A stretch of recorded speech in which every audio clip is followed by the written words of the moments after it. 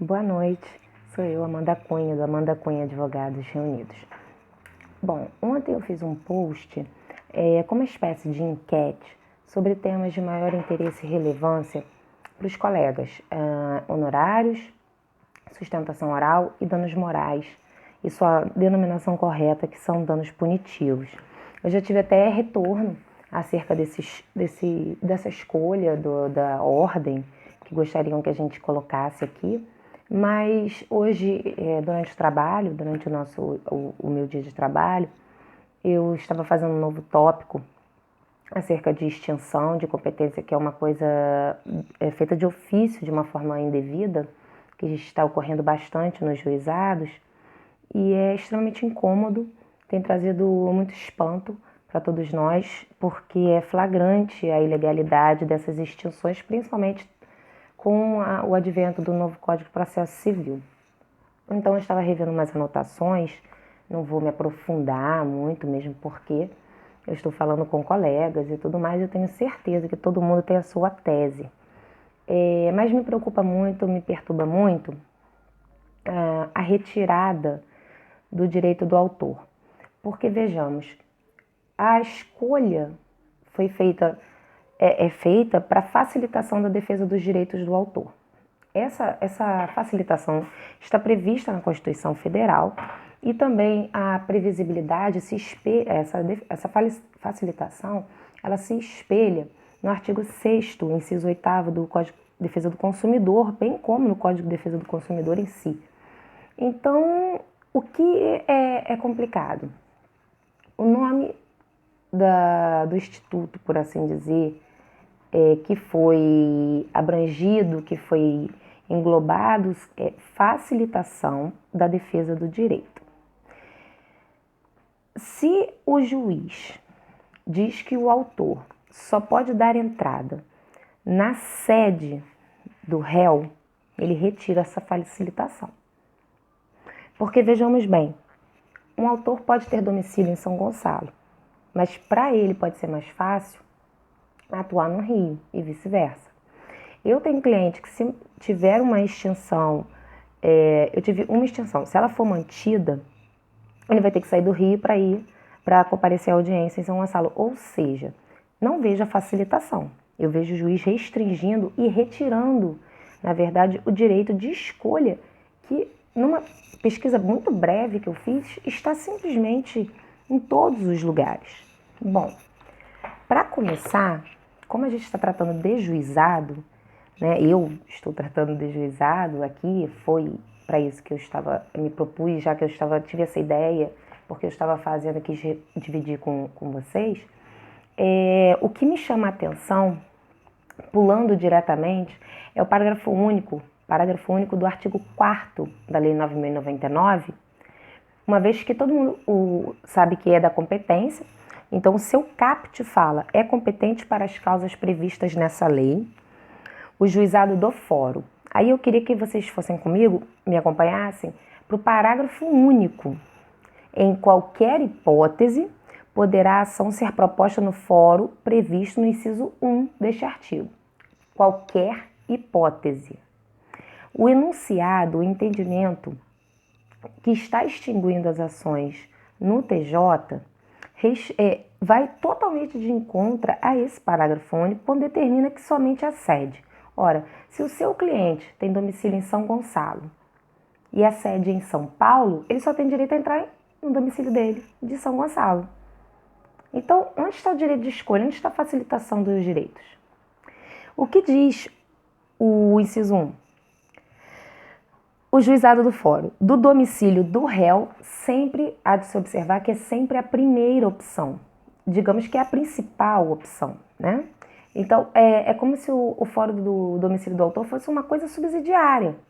Fosse realmente para sua facilitação e não obrigação, como como os juizados estão tentando nos fazer crer. Niterói, por exemplo, sempre adotou assim. Do domicílio do réu ou a critério do autor, é a parte que eu acho mais perfeita, né? A critério do autor, do local onde aquele exerce atividades profissionais, o réu. É óbvio, assim, para caso algum juiz desse esteja vendo, né? ou econômicas ou mantenha estabelecimento, filial, agência, sucursal ou escritório. Eu fiz uma sustentação oral no juizado em que o advogado da empresa queria nulidade de citação, ele tinha sido rével, baseado nessa mesma situação. E é lógico que a condenação em face dessa empresa foi mantida. E justamente baseado nesse artigo. Não importava, foi recente, foi no começo do ano. Não importa se a minha cliente ela tinha domicílio em Niterói. O que importava é que ela escolheu uma filial correta. Nós estamos em tempos de consumo feito pela internet, pelo telefone, isso já há bastante tempo. Então, determinar que você só possa entrar na sede, sendo que a lei maior do que o entendimento não diz isso, e é enfática, né, expressa, é um esbulho do direito da facilitação de defesas do autor. O que nós ordinariamente aplicamos é a observância, inclusive, deixa eu me colocar aqui, do artigo 46 do Código de Processo Civil. Digamos assim, está acima, né, também de qualquer entendimento. Então, geralmente o que nós utilizamos são ações fundadas em direito pessoal ou direitos que versam realmente sobre bens móveis e tal. Exatamente o que temos aqui no artigo 46. Então, o que nós podemos ver? A ação fundada em direito pessoal ou em direito real sobre bens móveis será proposta, em regra, no domicílio de foro do réu. Interessantemente, o parágrafo 1º diz: tendo mais de um domicílio, filial, recursal, escritório, o réu será demandado no fórum de qualquer deles. Então, e segue, né? Nós temos aqui a competência do lugar, que é no artigo 53, que é o que meio que nós podemos verificar que é o que eles estão adotando. Mas não pode ser levado em consideração dessa forma, que seria da reparação, inciso 4º do artigo 53. É competente o fórum do lugar do ato ou fato para a ação de reparação de dano em que for o réu, administrador ou gestor de negócios alheios, do domicílio do autor ou do local do fato, para a ação de reparação de dano sofrido em razão de delito de acidente de trânsito. Obviamente, inclusive a aeronaves. Não se aplica aos casos do consumidor que nós fazemos de forma reiterada. Agora, do local onde está a sede para a ação em que for ré a pessoa jurídica, onde se acha agência ou sucursal, quantas obrigações que a pessoa jurídica contraiu. Nenhuma legislação, aí eu não vou ler Constituição e tudo. Os mais importantes são os artigos 4º da Lei 9.099, o artigo 46 do Código de Processo Civil. E, na minha opinião, na opinião de todo advogado consumerista, o artigo 6º, inciso 8º do Código de Defesa do Consumidor. Tendo em vista que a facilitação de defesa de seus direitos, inclusive com a inversão do ônus da prova a seu favor no processo civil, quando a critério do juiz for verossímil, isso a gente conhece. E o acesso, no inciso 7º, o acesso aos órgãos judiciários e administrativos, com vista à prevenção e reparação de danos patrimoniais, morais, individuais, coletivos, difuso, assegurada proteção jurídica, administrativa e técnica aos necessitados. Então, temos em conta que a facilitação, isso é uma nota minha que eu fiz para o processo, que eu fiz agora um tópico sobre extinção, porque uma coisa que eu acho que nós todos devemos adotar é o seguinte: eu vejo às vezes colegas que não tiram a razão deles, cansados, e às vezes até por consideração ao cliente não querem entrar com mandado de segurança, não querem apelar daquela decisão absurda, falar, vai dar muito trabalho e tal. Mas se a gente pensar assim, a gente vai estar aceitando, nós vamos estar aceitando de forma tácita essa imposição do judiciário do Rio de Janeiro, porque eu ainda não vi essas extinções, pelo menos não de forma reiterada nos outros estados ainda, e eu aceito correção, obviamente. Então, o que acontece? O que eu vejo dentro dessa seara se nós acharmos que vai dar trabalho e tudo mais, nós vamos estar aceitando de forma tácita, eles vão ver que foi acatado, vai virar jurisprudência e a lei, ela vai ser jogada fora. Então, eu acho inaceitável. Dessa extinção que eu tive um declínio e uma extinção. O declínio foi absurdo, já vai ser revertido. A extinção, ela foi extremamente absurda e eu conversei com a minha cliente, expliquei exatamente nesses termos. Mesmo que a gente não ganhe dentro do recurso, eu tenha que dar entrada novamente, eu por mim, mesmo com o trabalho, eu gostaria de fazer. Expliquei minhas razões, as razões que eu agora exponho aqui, e ela concordou e me deu essa permissão. Então vejamos, se o próprio autor entende que, apesar da demanda de tempo, vale a pena a defesa de um direito dele, que é a facilitação, para ela é melhor no Rio. Então, acho que a gente, como administrador da justiça, que nós reiteradamente falamos, temos que fazer esse papel. A gente não pode permitir que simplesmente seja roubado o direito do consumidor de entrar com a ação no domicílio que lhe seja mais favorável, sendo que ele está escolhendo, nós estamos escolhendo, o domicílio dentro da legalidade. Eu não estou pegando uma empresa como vamos explicar? O autor tem endereço em São Gonçalo, a ré tem um endereço no Rio, eu não estou escolhendo São Paulo por qualquer momento, por qualquer motivo. Eu estou escolhendo um domicílio correto. Se ele fez a contratação pela internet, aí eu tenho que entrar pela sede. Isso está errado num grau que é tão óbvio que explicar o óbvio é extremamente difícil. A facilitação, nesse caso, ela está sendo usada contra ou para restringir, nota minha, a defesa dos direitos, sendo uma falsa facilitação. E eu não acredito que era a intenção do legislador limitar o direito. Quando ele falou de facilitação, ele quis, na minha opinião, ampliar esse leque. Então ele deu todo esse subsídio para o consumidor de fazer o seguinte: ele tem filial, sucursal, a sede, e loja, né? Não está expresso, mas filial, sucursal. Então o que acontece? A gente está sendo questionado para defender uma tese, para criar uma tese. Eu acho que começa por aí. A gente tem que pegar todos os pontos que a lei determina esse direito de escolha e embasar ela na facilitação de defesa do consumidor, que está elencado no artigo 6º do Código de Defesa do Consumidor, em todo o Código do Consumidor e na Constituição Federal. Nós temos uma inobservância ainda também do artigo 10 do Código de Processo Civil, novo sempre, né? A gente já está trabalhando com ele há um tempo.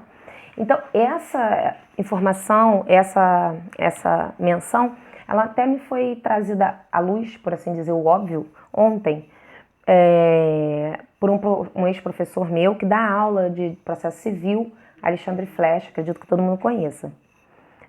O juiz, no artigo 10 do Código de Processo Civil, o juiz não pode, em grau algum de jurisdição, com base em fundamento a respeito do qual não se tenha dado às partes oportunidade de se manifestar, ainda que se trate de matéria sobre a qual deva decidir de ofício. Ele está decidindo de ofício e ele não pode. Isso aqui é um óbice a esses absurdos que eles estão cometendo. Então, eu acho que nós devemos, sim, entrar com mandado de segurança, sim, recorrer. Eles têm que ver que nós não estamos aceitando isso de forma tranquila, de forma tácita. É ilegal, é imoral. E impor isso, e tirando que, além do desrespeito que é com o consumidor, esfregar e usar contra ele a facilitação dos direitos, é jogar fora todo o trabalho do profissional que está pautado corretamente. Nós não escolhemos aquilo assim, de forma descarada. Simplesmente nós entendemos que cabe a ação ali. Entendemos? Não. Nós estamos respeitando a lei, ao contrário do judiciário. E nós entramos com a ação.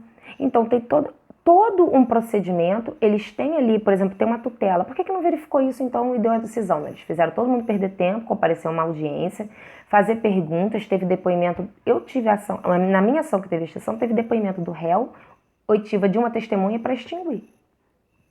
Ele não viu ali quando a gente fala que eles não lêem o processo, tá um pouco assim, parado porque eu tive essa ideia agora. Eu tô gravando no escritório, estava trabalhando, tô meio descomposta.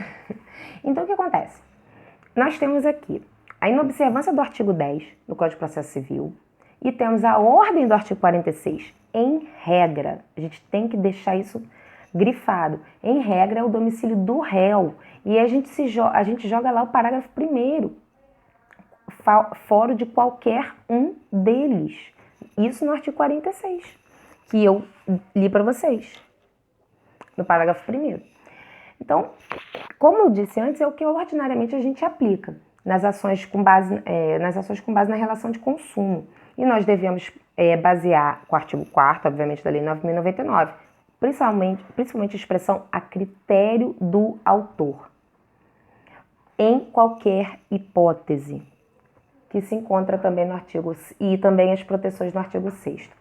Então, esse aqui é só um prelúdio, porque a gente tem se perguntado, nós temos conversado sobre isso, nós estamos falando em criar uma tese, na verdade eu já estou fazendo essa tese, baseada nisso. Nós temos, como eu sempre falo, a hierarquia legal, deveria haver uma falta de observância, não há omissão na lei, não há obscuridade na lei no que tange a competência. O que nós temos é uma proteção do legislador, do constituinte, para proteger o consumidor.